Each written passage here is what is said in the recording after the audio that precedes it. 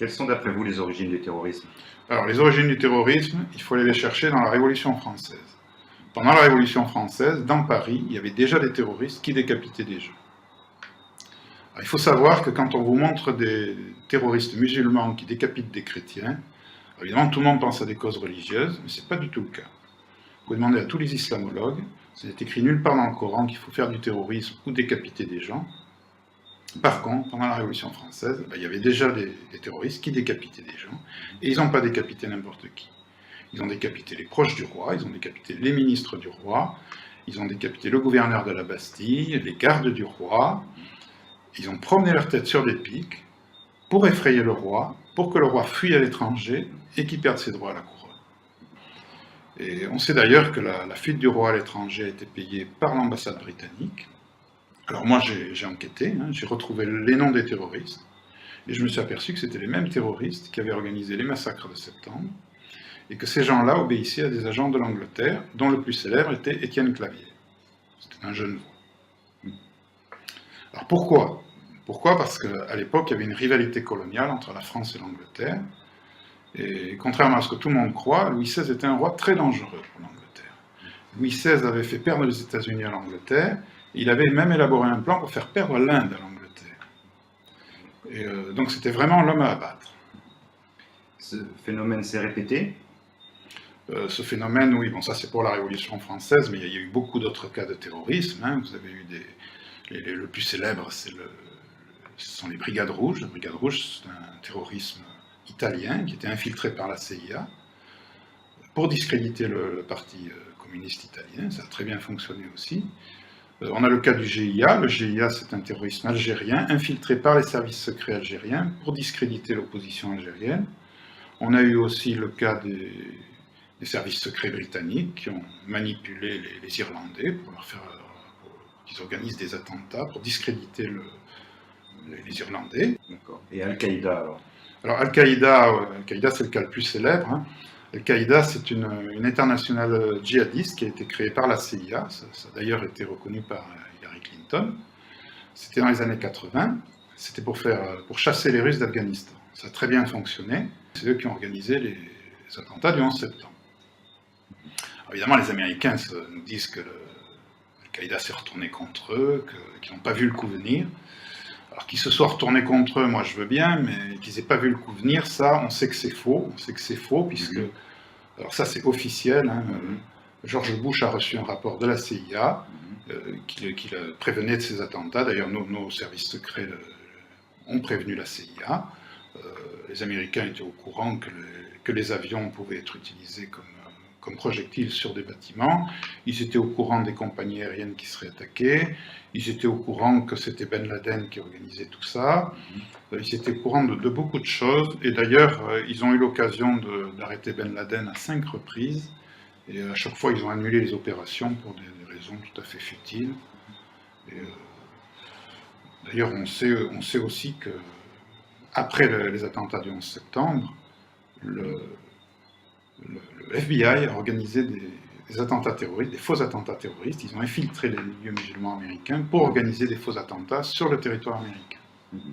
Et ça, on en est absolument sûr, puisqu'on a le témoignage de Mike Jarman, qui est un ancien du FBI, et qui raconte tout ça en détail. Il suffit de regarder l'émission Envoyé spécial, je crois que c'est celle du 12 février 2015. Mais ça, c'est vraiment public. L'actualité, c'est bien sûr l'État islamique. Oui, alors l'État islamique, c'est à peu près pareil. On sait que l'État islamique est né dans les prisons américaines. Les Américains ont mélangé dans leurs prisons les plus dangereux terroristes avec les autres prisonniers. Alors évidemment, qu'est-ce qu'ils ont fait? Ils ont formé d'autres terroristes. Et non seulement ils les ont mélangés, mais ils leur ont permis de se déplacer de cellule en cellule pour former d'autres terroristes. Et en plus de ça, ils les ont libérés. Et ça a d'ailleurs été reconnu par le directeur des prisons américaines, il s'appelle Douglas Stone, il a reconnu, nous avons fait de nos prisons des universités de djihadisme. Alors tout ceci n'a pas été fait par hasard, puisqu'on a aussi retrouvé un rapport de la NIC, c'est un rapport de 2004, qui montre que dès 2004, la NIC avait déjà prévu l'extension du terrorisme dans la région et la création d'un État islamique. Donc quand les Américains ont créé ces écoles de djihadisme, ils savaient très bien comment ça finirait. Quelles sont, à votre avis, les raisons de ce type de stratégie mortifère?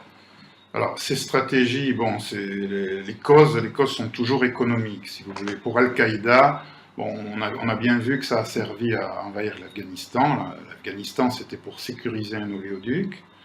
Ça a servi aussi à envahir l'Irak. Bon, l'Irak, bon, tout le monde parle du pétrole, mais l'Irak, à mon avis, c'est surtout par rapport au dollar, parce que Saddam Hussein vendait son pétrole en euros.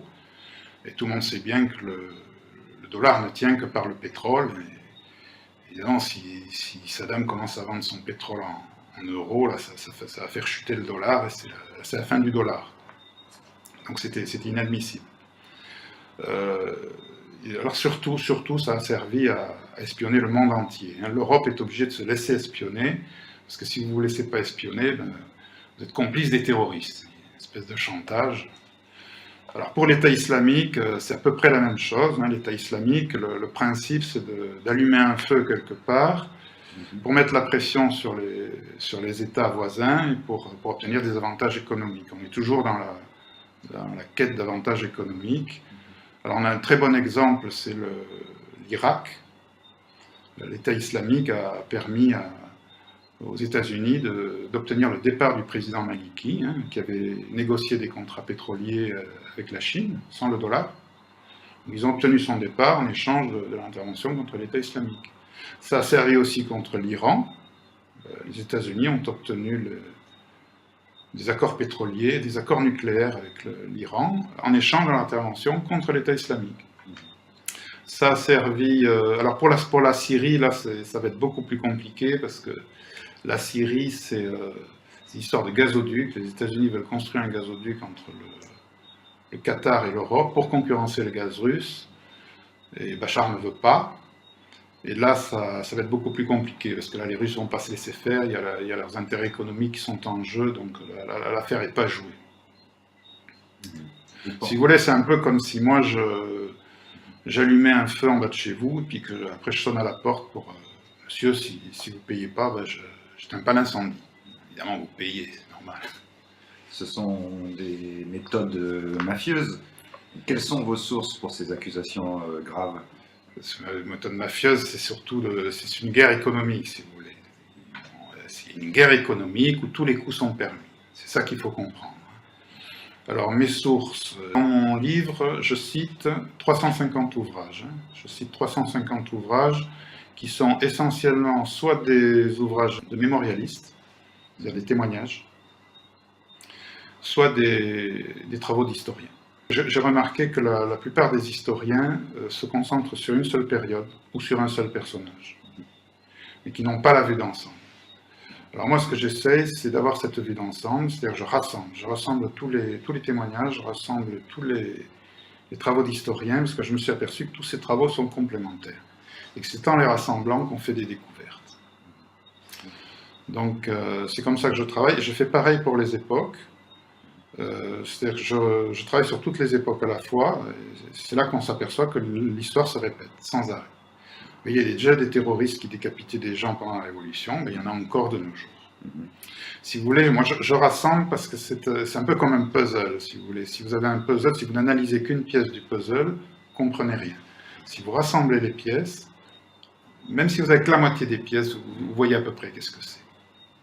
En travaillant avec cette méthode de recoupement, vous avez fait beaucoup de découvertes?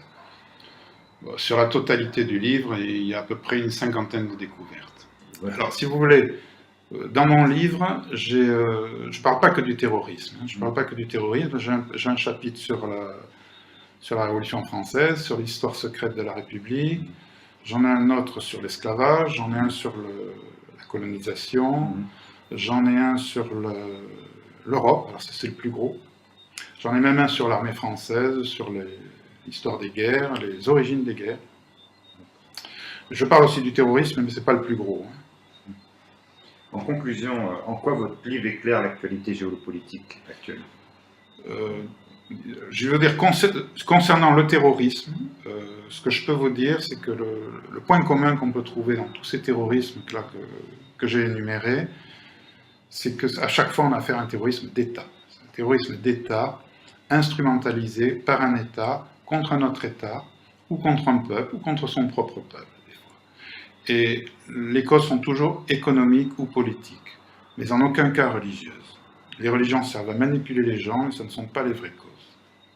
Si j'avais une conclusion à tirer de tout ça, je dirais que le jour où tous les terroristes du monde entier auront compris qu'en faisant du terrorisme, ils jouent contre leur camp, ils font le jeu de leurs adversaires, je pense que ce jour-là, on en aura peut-être fini avec le terrorisme.